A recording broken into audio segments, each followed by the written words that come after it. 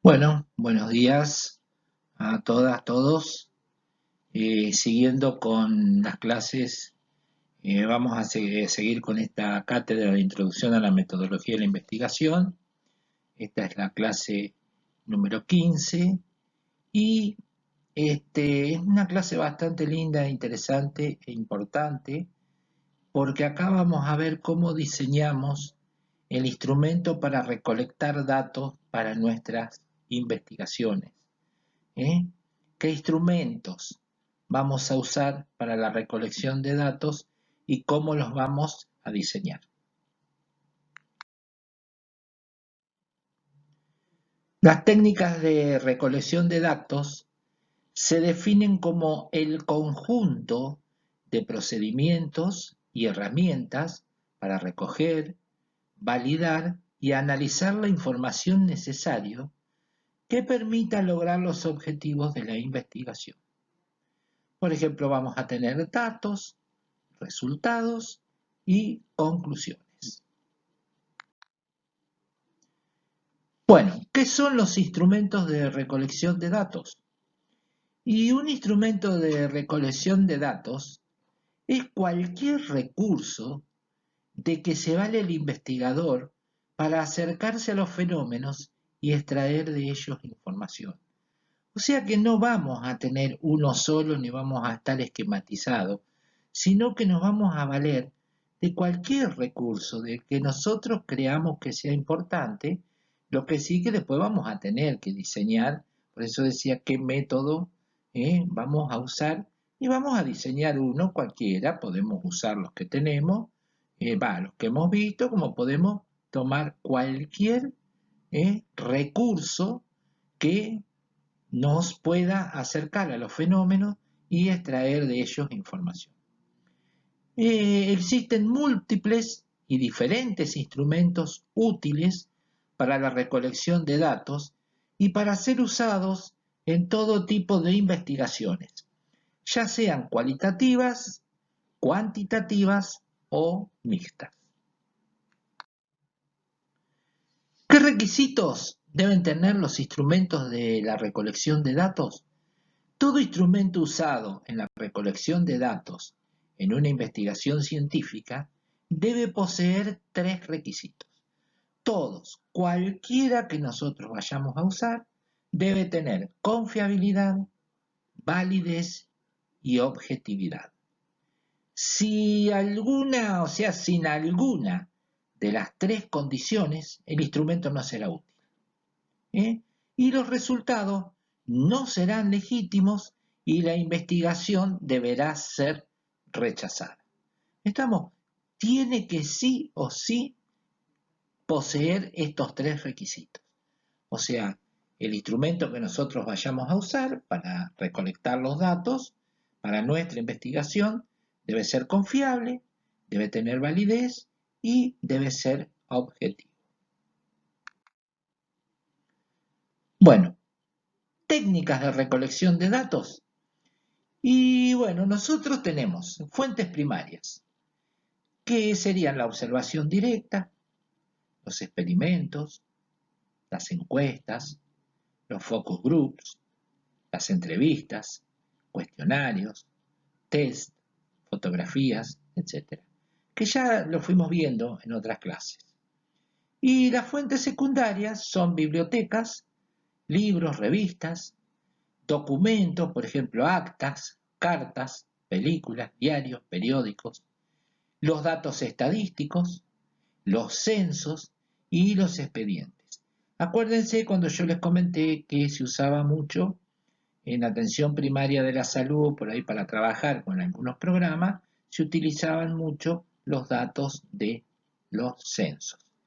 Los censos se hacen cada 10 años, este año nos tocaría el censo, pero yo creo no se ha hablado nada y con este tema de pandemia y todo, creo que no se va a hacer, creo no, si es una afirmación, que no vamos a tener censo este año. ¿eh? Bueno, la encuesta. La encuesta es la técnica representante más destacada del método cuantitativo. Cuantitativo cualitativo o mixto, estamos viendo que la encuesta es la técnica más destacada del método cuantitativo.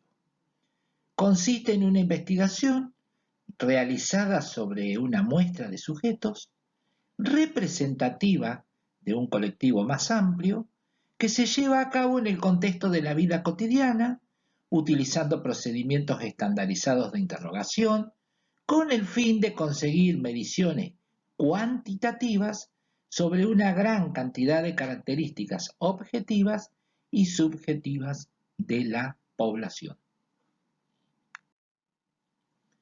¿Qué ventajas tiene la encuesta en el método cuantitativo? Y que es la técnica de mayor utilización que permite obtener información de casi cualquier tipo de población. La estandarización se harán las mismas preguntas a todos los elementos de la muestra apoyándonos en el cuestionario. O sea que vamos a tener un cuestionario y que a todos le vamos a hacer las mismas preguntas. Permite obtener información sobre hechos pasados de los encuestados. Tiene gran capacidad para estandarizar datos, lo que permite su tratamiento informático y el análisis estadístico. Rapidez, porque en poco tiempo se puede reunir gran cantidad de información, porque a veces al tener un cuestionario ya hecho, por ahí pueden ser varios los encuestadores los que salgan a trabajar, después se reunirán y se colectarán todos los datos esos que cada uno trajo, bueno, pero es rápido, o sea, en poco tiempo podemos reunir gran cantidad de información. ¿Qué desventajas tiene?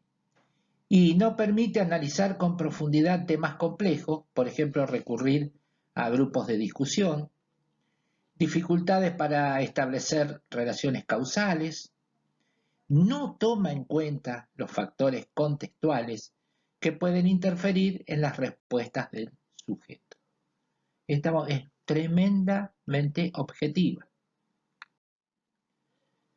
La representatividad estadística. Una encuesta puede ser estadísticamente representativa o estadísticamente no representativa.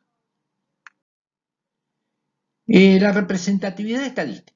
En el primer caso, una encuesta representativa, la muestra representa estadísticamente las respuestas del total, por lo que los resultados se pueden extrapolar y generalizar.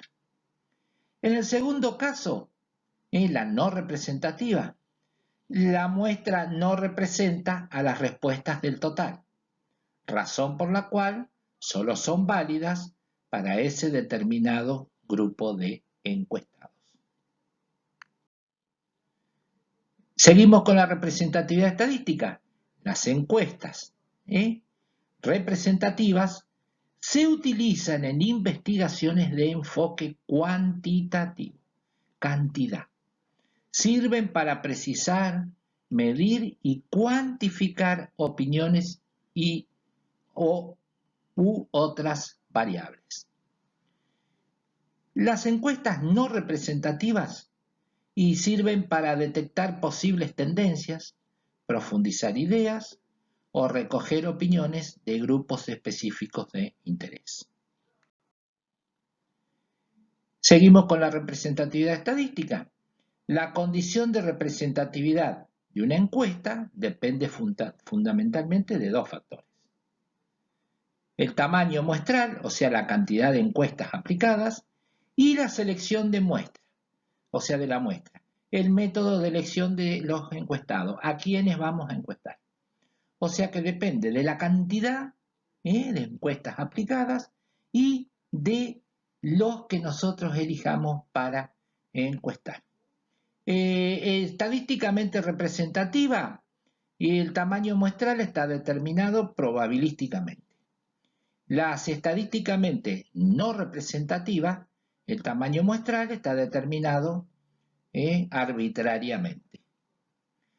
La selección de la muestra en la estadísticamente representativa es probabilística y en la no representativa es dirigida. Bueno, pasamos al tamaño muestral. Las encuestas representativas, el tamaño muestral está dado según teoría de probabilidades. O sea que depende del tamaño de la población total, del porcentaje de error máximo aceptable y del nivel de confianza. Ustedes fíjense que a veces, si han visto televisión, cuando se habla de alguna encuesta, se habla del error, de qué tipo de error puede tener en más 1, menos 1, más 10, menos 10, según el error y el nivel de confianza de los encuestadores. En las encuestas estadísticamente no representativas, el tamaño muestral no está representado. La palabra misma lo dice, no representativas. La representatividad de una muestra no tiene que ver con el tamaño de esta, sino con la capacidad de reproducir a pequeña escala las características de la población. Bueno, ¿cómo seleccionamos la muestra? Bueno, en las encuestas estadísticamente representativas, la selección de la muestra se hace aleatoriamente. Y acuérdense cuando vimos en las otras clases lo que era una muestra aleatoria, asegurando que todos los elementos de esta tienen la misma posibilidad de ser elegidos, por lo que se denomina muestra probabilística, técnica que asegura la objetividad de la selección y generalizar los resultados. Entonces, ahora sí, vemos lo que es a lo que nosotros denominábamos anteriormente muestra probabilística. Las principales maneras para realizar una muestra probabilística son: muestra simple, identifica a los miembros de la población en general con un número etiqueta, de los que luego seleccione el tamaño muestral con un procedimiento de generación de números aleatorios. Por ejemplo, va salteando el 1, 3, 5, 7, según, bueno, como vayamos haciendo la muestra aleatoria.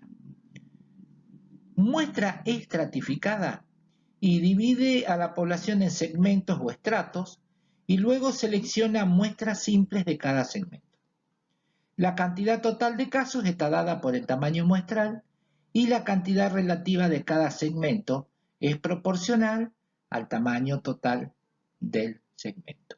O sea que se segmenta esa población, la vamos segmentando y vamos poniendo una cantidad relativa de cada segmento que nosotros vamos a ir entrevistando. Y después, cuando la cantidad que nosotros vamos a hacer es proporcional al tamaño total del segmento. Muestra por racimos, o sea, clúster o conglomerados. Asume que la población se concentra o encapsula en lugares físicos específicos, o sea, los clústeres, y muestrea. Se da en casos en que el investigador se ve limitado por recursos financieros, por tiempo, distancias geográficas o por combinación de diferentes obstáculos. O sea, hay veces que no podemos movernos si vamos a hacer una encuesta en una población rural, a veces no podemos llegar a todos, entonces lo vamos encapsulando por lugares físicos específicos. La no probabilística. En las encuestas estadísticamente no representativas, la selección de la muestra obedece a técnicas informales con las cuales los sujetos son elegidos al azar directamente por el investigador. Por tal razón se denominan muestras no probabilísticas o dirigidas, técnica en la que la elección de los elementos de un subgrupo de la población no depende de la probabilidad, sino de las características de la investigación. Por ejemplo, yo me voy a enfocar en cierto subgrupo de la población. Un ejemplo, me voy a dedicar a investigar a los hipertensos pero a los hipertensos en el subgrupo de la edad de tal edad a tal edad. ¿Estamos? O en los que están excedidos de peso, que ponemos un peso o un índice de masa corporal. Bueno, de cualquier forma, estos son ejemplos como nosotros podemos elegir esos elementos. Es un procedimiento de selección informal y se utiliza mucho en investigaciones cuantitativas y cualitativas. La muestra no probabilística, y existen muchas maneras de realizar una muestra probabilística o dirigida. Aquí algunos ejemplos. Una muestra no probabilística o dirigida. Aquí algunos ejemplos. Muestra de voluntarios, o sea, los encuestados no se eligen, llegan de manera voluntaria, motivados por algún anuncio. Por ejemplo, esto que está pasando ahora con los voluntarios que van para las vacunas, para las vacunas del COVID-19, ¿no? Muestra de expertos, los encuestados se eligen deliberadamente basados en su currículo o en su reconocimiento en un área especial. Por ejemplo, y vamos a ver a todos aquellos que hayan realizado una carrera universitaria, cualquiera.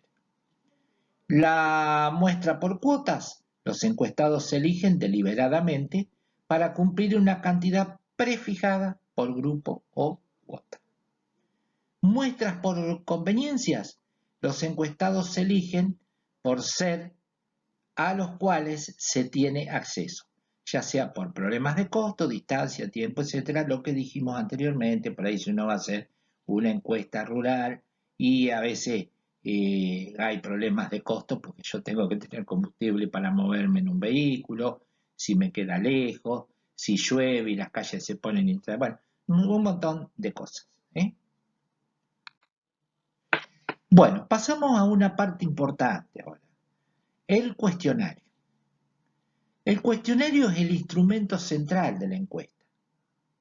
Es un conjunto ordenado de preguntas con respecto a una o más variables o datos que recolectar. El cuestionario debe asegurar una aplicación ordenada, progresiva. Las preguntas van en un orden específico de la número 1 a la número X. Unidireccional, o sea, la encuesta pregunta, el encuestado responde. No hay un ida y vuelta, un feedback, o sea, solamente una dirección. Y normalizado, a todos se les aplica el mismo cuestionario. Suelen ser bastante comunes estas encuestas, pero bueno, lo estamos nombrando acá porque, bueno, como les dije, por ahí es una de las más habituales que van a encontrar. Las preguntas de un cuestionario pueden ser de opciones mutuamente excluyentes, de opciones no excluyentes, de jerarquización, de escalas de Likert, acuérdense, las escalitas de Likert. Es importante que las opciones sean siempre de 3, 5 o 7 y con un escalamiento simétrico y neutral. Cuando hablábamos en la evaluación en el PAE de construir una escala de Likert, por ejemplo en el dolor o para evaluarnos, evaluar nuestro trabajo, evaluar evoluciones, bueno, cómo construimos esa escala. De rango son preguntas de respuestas abiertas, numéricas, y también de respuesta abierta. ¿Qué tipos de preguntas? Y según la contestación pueden ser abiertas o icotónicas, cerradas o categorizadas.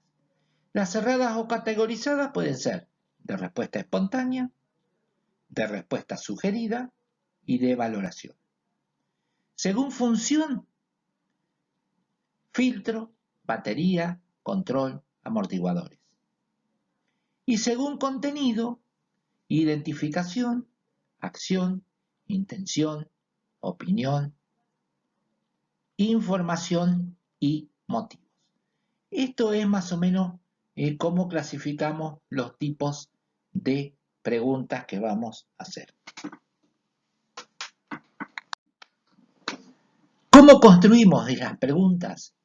Bueno, La elaboración de las preguntas en un cuestionario es uno de los procesos más importantes y decisivos en la calidad de una encuesta. Es de estas mismas de donde se deriva el éxito de dicho instrumento. Durante este proceso es recomendable hacer una encuesta piloto, un pretest, para ensayar las preguntas y detectar posibles conflictos de estructura, de redacción, de ambigüedad, imprecisión u otros problemas. Entonces, ya decimos que primero vamos a ensayar. Hacemos un pretest, o sea, unas preguntas, las elaboramos y hacemos un pretest a ver que esas preguntas no nos entren en conflicto y después nos vayan a complicar todo el trabajo. Esta encuesta piloto debe incluir la posibilidad de opinión del encuestado para averiguar y mejorar la claridad del cuestionario y la sensación que produce en el encuestado.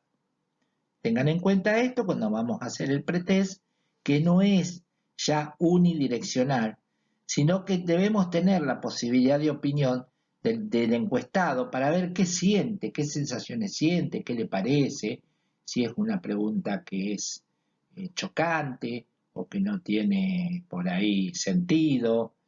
Bueno, debemos tener esa opinión para nosotros poder ir elaborando ese cuestionario. Bueno, reglas para la formulación de preguntas.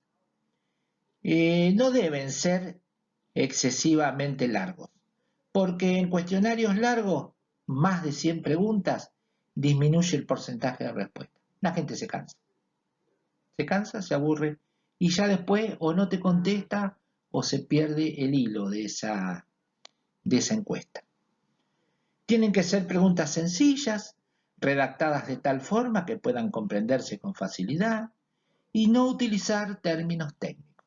Bueno, yo creo que les he hablado bastante el año pasado sobre esto cuando hacíamos la entrevista domiciliaria. No deben incorporar términos morales, o sea, juicios de valor, también lo hablamos el año pasado, y nunca sugerir la respuesta, incitando a contestar más en un sentido que en otro. ¿Estamos? Nunca sugerir nada, dejar que el encuestado responda. Todas las preguntas deben referirse a una sola idea. Todas las que estén dentro de un mismo tema deben ir juntas en el cuestionario en forma de una batería de preguntas. No juntar preguntas cuya contestación de una de ellas influya sobre la contestación de la otra, denominado un efecto halo. Tener mucho cuidado con eso, que a veces suele ocurrir. Las preguntas demográficas y las preguntas demográficas o de ubicación. En toda encuesta es necesario introducir ciertas preguntas que permitan posteriormente clasificar, segmentar, tabular y analizar las respuestas según el perfil del encuestado. Tales preguntas comprenden datos como género, edad, escolaridad, profesión, nivel socioeconómico, lugar donde vive, etc. Acuérdense que también el año pasado, cuando hicimos el trabajito de la entrevista domiciliaria, yo les sugerí que ustedes la guardaran y por ahí los que tengan ganas, les guste más la investigación, pueden seguir ampliándola con todos los datos que van adquiriendo ahora. Pero siempre hacer las preguntas demográficas, porque a nosotros nos van a ayudar mucho con el perfil después de ese encuestado. La estructura del cuestionario.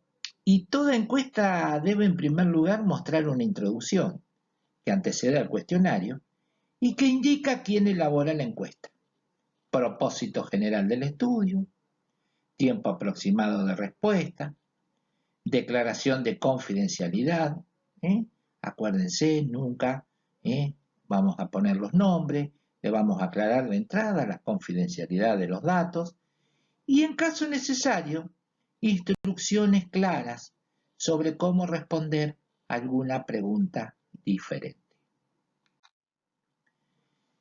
Esa estructura del cuestionario y nosotros la podemos armar con una introducción, por ejemplo, quién nos encargó el estudio, el carácter anónimo de las respuestas, etc. Bueno, todo eso que nosotros vimos el año pasado. Las preguntas, o sea, preguntas de identificación, sexo, edad, bueno, lo que habíamos visto antes, las preguntas demográficas. Preguntas sencillas para introducir las más complejas y terminar con sencillas. O sea, arrancamos con algo sencillo, nos vamos a algo más complejo y volvemos a las preguntas más sencillas. Facilitar la transición de un tema a otro en el cuestionario. Evitar muchas preguntas abiertas. Generalmente tenemos que tratar de que sean respuestas concretas. Que no muchas preguntas que permitan que el encuestado se pueda explayar sobre esa pregunta, sea una pregunta abierta. Elaborar o decidir sobre los aspectos formales, preparar determinados elementos decisorios, o sea, una carta de presentación de los encuestadores, o sea, es importante, nosotros por ahí nos manejamos que acá nos conocemos todos y si vamos a hacer una encuesta, bueno, saben quién es. Pero si uno va a trabajar en otro lado y tiene que tener una carta de presentación y que sea real, hay que tener mucho cuidado porque, bueno, la gente desconfía mucho y por ahí es un fracaso porque no nos reciben en ningún lado. Formar a los encuestadores y elaborar una guía de instrucciones para realizar el cuestionario. Yo tengo que formar a ese encuestador para que ese encuestador tenga atracción, que el encuestado se interese y colabore respondiendo las preguntas. Estamos establecer eso, para eso los debemos formar a los encuestadores en toda esta sociabilización con el encuestado. Y codificar el cuestionario, o sea, siempre no hay que ponerle el nombre de uno del otro, sino un código. El cuestionario debe tener un código. El cuestionario como tal debe ser lo más breve posible y con un ordenamiento de preguntas que vaya de lo general a lo particular. O sea, una estructura embudo. O sea, que uno empiece con algo y va metiéndose hasta que llega a lo particular. Se recomienda que las primeras preguntas sean neutrales, fáciles, interesantes para el encuestado, o sea que le llamen la atención, con el propósito de ganar su confianza y atención. Las preguntas demográficas son mejor al final. Los encuestados se pueden incomodar y distanciar con estas si uno arranca con esas preguntas. ¿Estamos? Para terminar, junto con el agradecimiento, se debe incluir un correo electrónico de contacto donde nosotros podemos comunicar el resultado de esa encuesta, cómo nos fue, qué logramos, qué no logramos, bueno, lo que ustedes piensen. ¿Cómo aplicamos ese cuestionario? ¿De qué modo? Y los cuestionarios se pueden aplicar de dos maneras diferentes. Autoadministrado, o sea, el cuestionario se entrega o envía a los participantes, quienes contestan directamente sin intermediarios. Puede hacerse por envío de correo tradicional, correo electrónico, invitación a determinada página web, entrega directa en un lugar o evento específico, entre otros. Ustedes vieron que muchas veces pasa ahora mucho en el teléfono, cuando uno va a un lado o habla con alguna cosa, que después le dice si usted dispone de 5 minutos para responder una encuesta, si compró algo, bueno, son muy usados estas, que son los autoadministrados. A mí no me entrevista nadie, la pregunta me va apareciendo y yo contesto. Usted le pregunta del 1 al 10, uno es poco satisfactorio, 10 muy satisfactorio, va con una escala de Likert que va del 1 al 10 y van haciendo esto. Estos son los autoadministrados que son muy comunes. Por entrevista, segundo, o sea, la segunda manera, el cuestionario es aplicado por un tercero, o sea, un encuestador, en forma personal, cara a cara, puede ser por teléfono, Las encuestas se usan mucho políticamente, las encuestas por teléfono. Lo que pasa que ahora, bueno, ya van quedando pocos teléfonos fijos, pues se usan mucho los teléfonos fijos. Chat u otro medio de comunicación sincrónica, pero tiene que haber un tercero, tiene que participar el encuestador. Los cuestionarios autoadministrados y son más económicos y fáciles de aplicar. Las personas normalmente responden con más tranquilidad y reflexión, pero la tasa de respuesta es generalmente baja y no existe certeza sobre quién respondió realmente la encuesta, porque muchas veces uno le aparece esto y no le da bolilla. Directamente no le damos bolilla a esto. Entonces, bueno, está bien que a lo mejor entre hoy la cantidad de gente que usa el teléfono celular y le va a aparecer esto, algunos contestan. Pero bueno, tenemos este problema. En cambio, los cuestionarios por entrevista tienen una alta tasa de respuesta. Existe control sobre quién y cómo da la respuesta, porque lo estamos viendo, o estamos estableciendo un diálogo.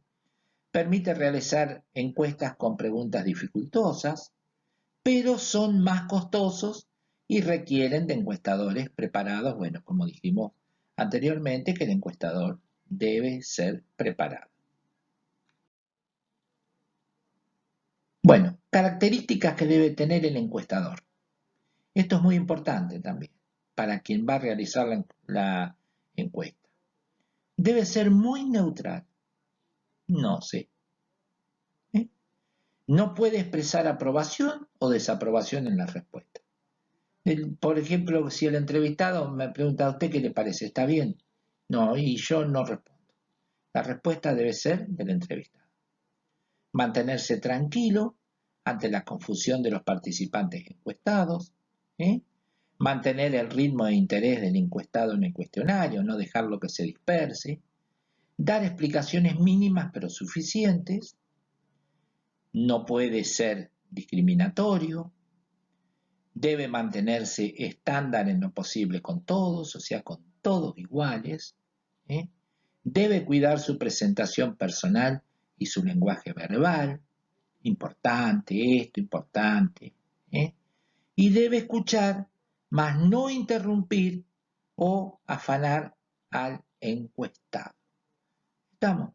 No debemos interrumpirlo ni afanarlo, sino que lo debemos escuchar.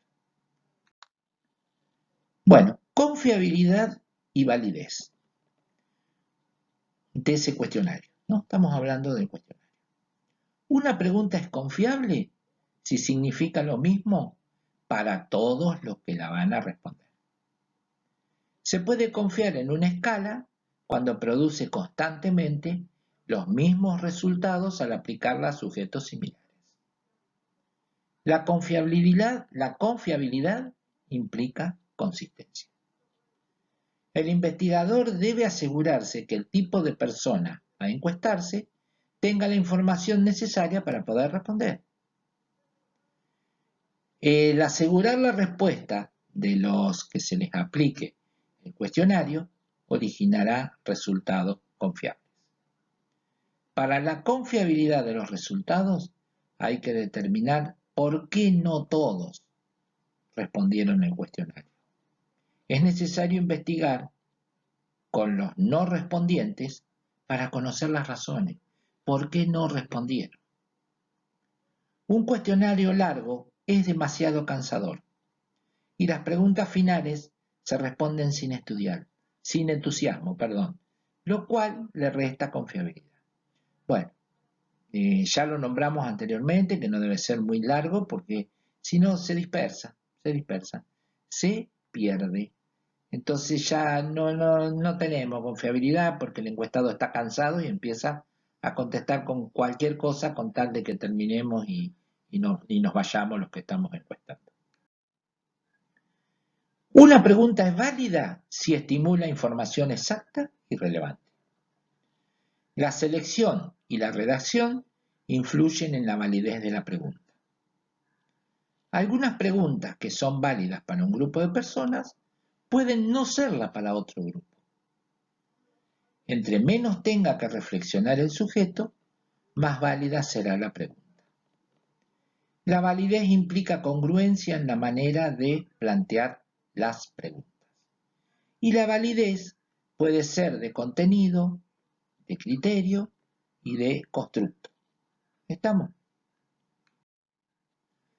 Para decir que un instrumento tiene validez de contenido, y el diseñador del cuestionario debe asegurarse que la medición representa el concepto medido.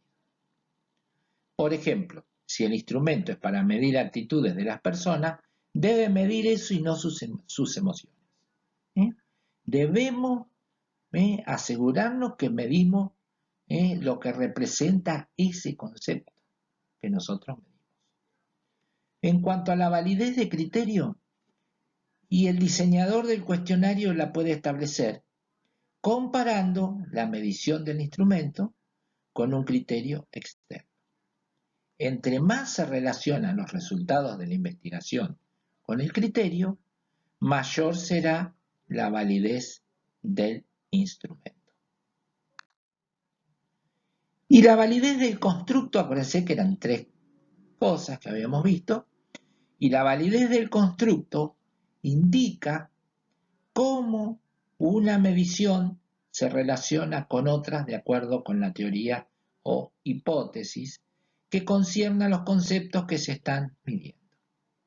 De ahí que sea importante que el investigador tome en cuenta dichos conceptos para correlacionarlos posteriormente. Y la validez total es igual a los tres tipos de validez que habíamos visto.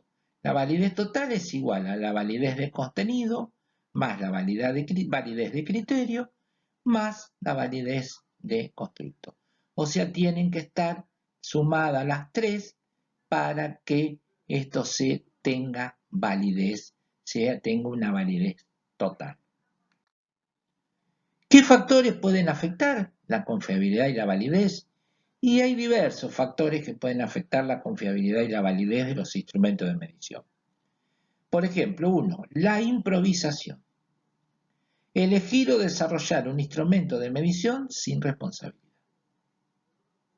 Segundo, la utilización de instrumentos desarrollados en el extranjero y que no han sido validados en nuestro contexto. Por ejemplo, cultura y tiempo, o el uso de instrumentos arcaicos, o sea que están viejos, desactualizados e inapropiados para la época. 3. El instrumento usado resulta inadecuado para las personas a las que se les aplica, o sea, no es empático. Ejemplo, un lenguaje muy elevado para el respondiente. Bueno, esto también lo vimos ahora acá en la clase, cómo tenemos que preparar al encuestador, cómo tenemos que tratar de dirigirnos, cómo atrapar la atención del encuestado. Siempre por ahí me han escuchado a mí hablar de que el lenguaje muy elevado no debe ser, el lenguaje se debe adaptar a cada persona a la cual nosotros vamos a entrevistar. ¿Estamos? Las condiciones, cuarto, las condiciones en las que se aplica el instrumento de medición puede hacer de esta un instrumento largo y tedioso. Y quinto, los aspectos mecánicos. Ejemplo, en un instrumento escrito no se lean bien las instrucciones. O sea que nosotros tenemos un cuestionario en el cual no se leen bien las instrucciones cuando lo vamos a llevar a cabo. Bueno, con esto damos por finalizado esta clase, una clase linda, y la actividad para las comisiones, para la 1 y la 2 iguales, y son unas preguntitas, 10 preguntitas que están dentro de la clase. ¿Qué requisitos deben tener los instrumentos de recolección de datos? La encuesta, ventajas y desventajas. ¿Qué es la representatividad estadística? Describa con sus palabras la estructura del cuestionario. ¿Cuál es el modo de aplicación del cuestionario? qué reglas debemos seguir para la formulación de preguntas, describa al encuestador, qué son las preguntas demográficas, cómo es la construcción de preguntas y qué entiende por confiabilidad y validez y qué factores la pueden afectar. Bueno, con esto concluimos esta clase. Como siempre, si tienen alguna duda, consulten y bueno, gracias por su atención.